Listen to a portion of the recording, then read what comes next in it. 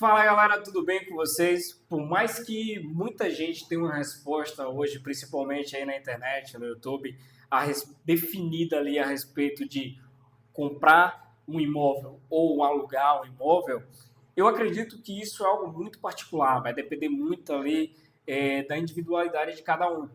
Vai depender ali do trabalho da pessoa, vai depender se aquela pessoa tem filhos ou não, se é casado, se ela trabalha viajando. Isso é algo muito particular. E no vídeo de hoje eu vou compartilhar para vocês qual foi a minha ideia para eu tomar a decisão de morar de aluguel. E se isso de fato foi bom para mim, foi a decisão correta. E, consequentemente, ajudar também a você a tomar a melhor decisão. Eu me chamo Aslan Maciel e fique comigo até o final do vídeo.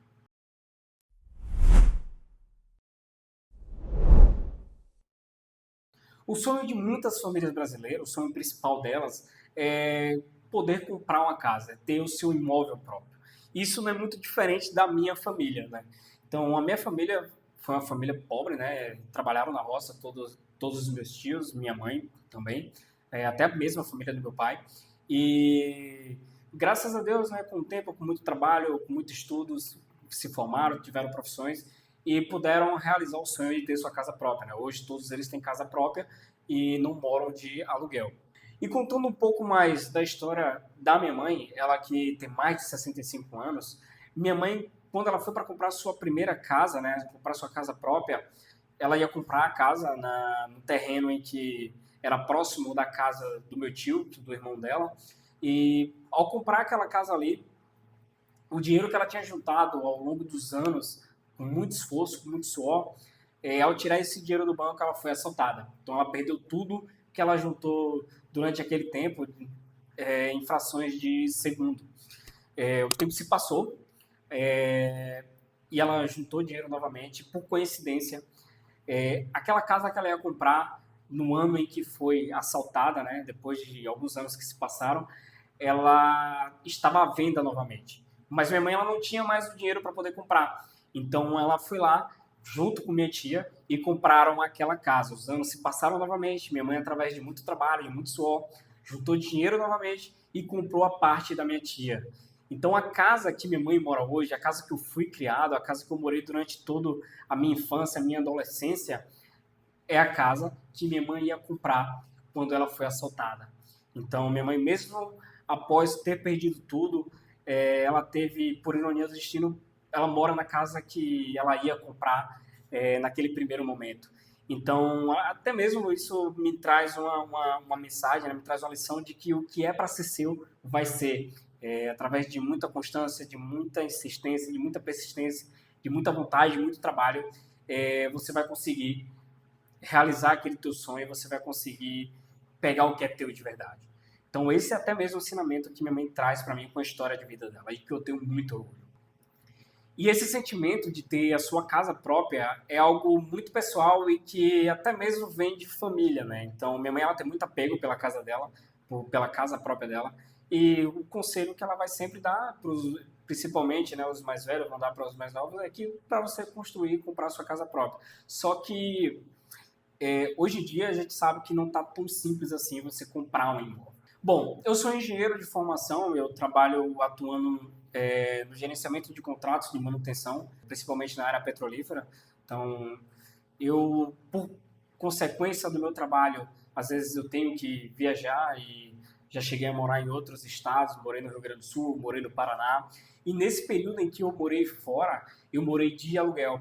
No Paraná eu passei aproximadamente 2 anos e naquele período para mim o interessante e viável financeiramente era ter morado de aluguel.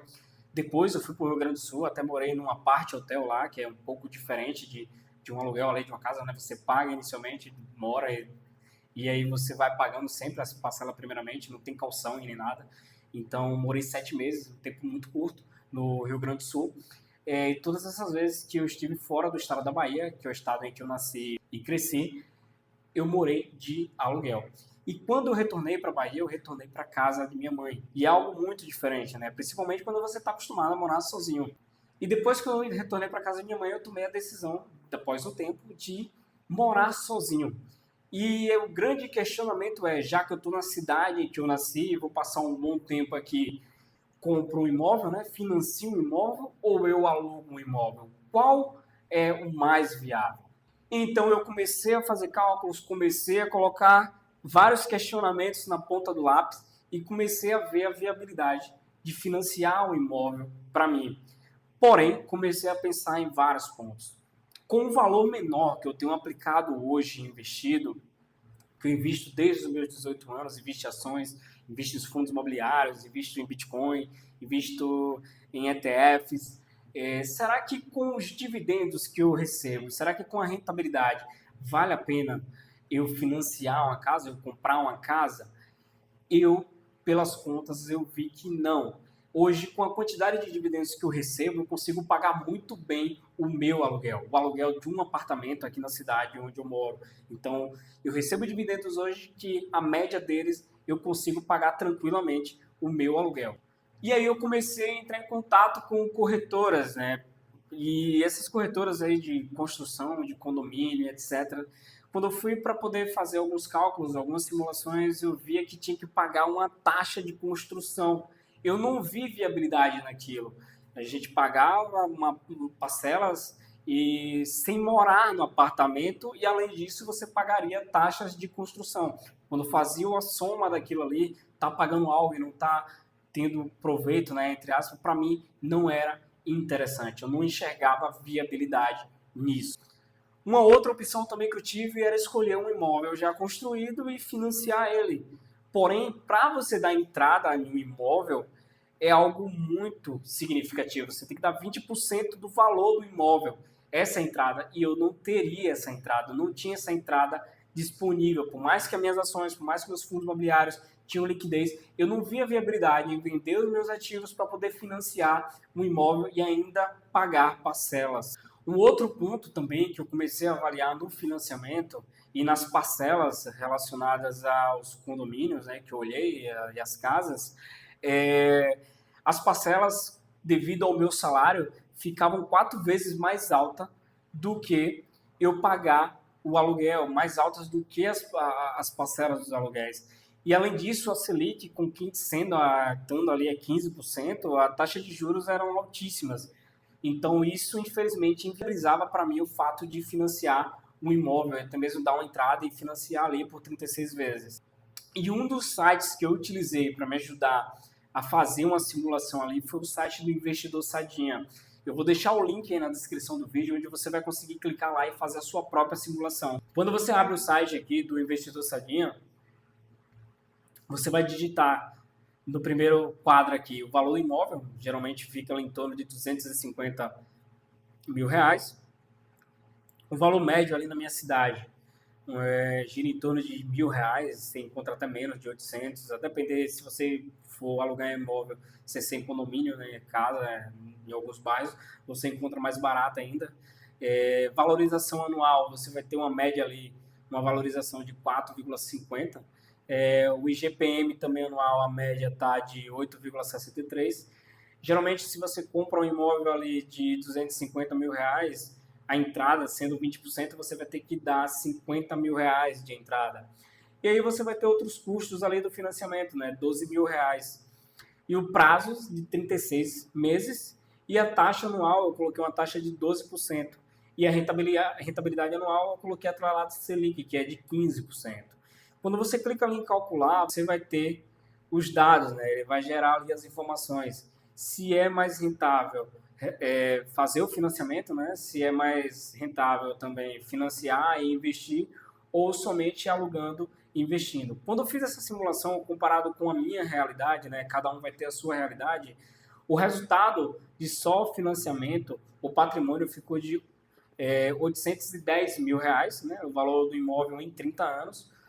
O total pago financiado 604 mil e total aportado zero.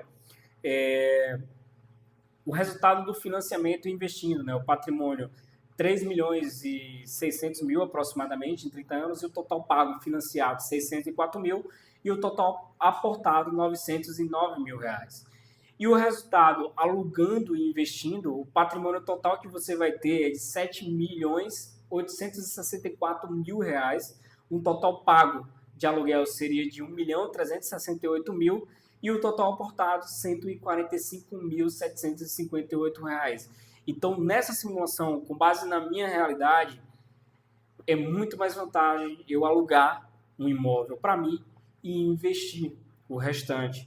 Então, esse para mim foi um dos motivos de que eu tomei a decisão em alugar um imóvel. Então, após analisar bem, né, eu decidi tomar essa decisão de alugar um imóvel. Eu vi que para mim seria mais vantagem eu alugar, pois eu estaria atingindo o meu objetivo financeiro, né, de estar aportando mensalmente e, consequentemente, conseguir minha liberdade financeira um pouco mais rápida. Um outro motivo que eu analisei também é que eu sou filho único, né? Eu tenho minha mãe tem uma casa aqui na minha cidade, está construindo outra em outra cidade. Além disso, eu não sou casado ainda, eu não tenho uma esposa e eu não tenho filhos. Então, esses foram os motivos que eu levei em consideração para tomar a decisão de alugar um imóvel e não financiar. Então, se você gostou desse vídeo, deixa seu like, deixa seu comentário aí também, qual foi a sua decisão, qual para você é a melhor decisão a ser tomada. Se você acha que eu fiz loucura ali, deixa seu comentário também. Além disso, compartilhe esse vídeo. Na descrição do vídeo tem o link dos meus e-books também. Então, muito obrigado por ter ficado comigo até o final do vídeo. Valeu!